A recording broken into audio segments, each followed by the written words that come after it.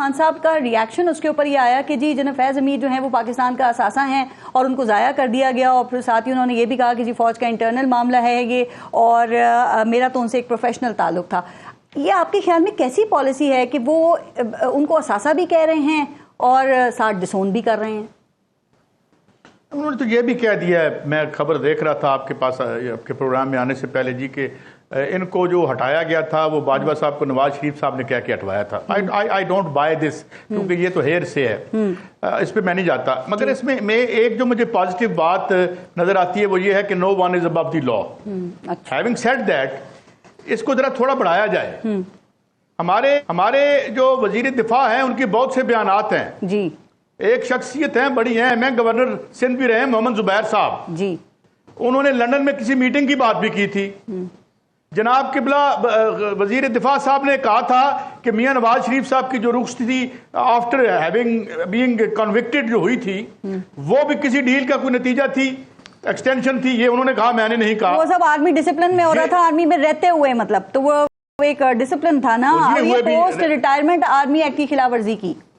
Madam آپ نہیں، دیر از اے rules بک. آپ کیسے کر سکتے ہیں، انشور کر سکتے ہیں کہ جناب وہ کہتے ہیں میں سیٹ آ رہا تھا تو میں نے ان کے خاندان کے ذریعے کیا، اور وہ کیسے ہو کہ نہیں انفلوئنس دی الیکشن کمیشن. یہ جو ساری باتیں میں تو نہیں کر رہا، یہ تو اتنے سنجیدہ الزام ہیں جو ہمارے وزیر دفاع صاحب جو کہ بڑے ماشاءاللہ آؤٹ سپوکن ہیں، انہوں نے ایکس آرمی چیف پر لگائے ہیں، تو ان کو جواب میرے خیال میں دینا چاہیے. وہ ریٹائرڈ ہوئے ہیں جو، تو یہ سارا سلسلہ ہے. میں اور ایک اور بات جی، general Faiz Hameed as an accused when he will go through the mill, جس میں جائیں گے ہمارے جو معزز ان کا کورٹ مارشل کرنے والے ہیں وہ. پھر میں نے 2-3 جگہ پوچھا، کیونکہ ہمیں تو نہیں ہے علم قانون کیا کرتا ہے جی، کہ وہ کوئی سیولین عدالتوں کا بھی شاید رول ہو سکتا ہے یا نہیں ہو سکتا، اس پہ میں نے گرے ایریاز ہیں.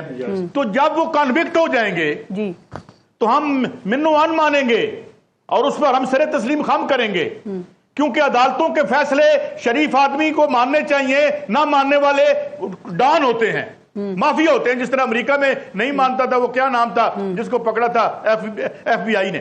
تو بات یہ ہے جب پینما کا فیصلہ آیا تھا تو اس وقت خان صاحب نے فیصلے کی میاں نواز شریف کو کنوکٹ کر دیا تھا نا. غلط بات ہے، نہیں کرنا چاہیے تھا. یہ کام تو عدالتوں کا ہے. مطلب یہ ہے کہ عمران خان فائدہ اٹھا کے پاور میں آئیں اسٹیبلشمنٹ کا، یا باقی کے لوگ آئیں، تو اس میں ایک فرق ہو سکتا ہے. ایک میں فرق ضرور مانتا ہوں کہ 2024 میں 1-2 کا 10 کرنا پڑا.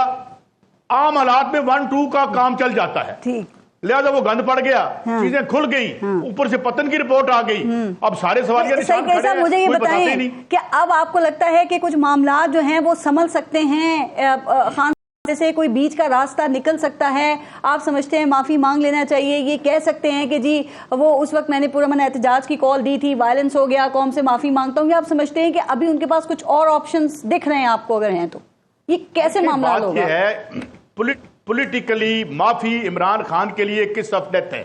ٹھیک، دیکھیں وہ کنٹرڈکشن سے میاں صاحب کی بھی یہی بات میں بتاؤں، میاں نواز شریف صاحب کی بھی جو جتنی بھی رائز ہوئی پولیٹیکلی وہ ڈیفائنس میں ہوئی تھی جی.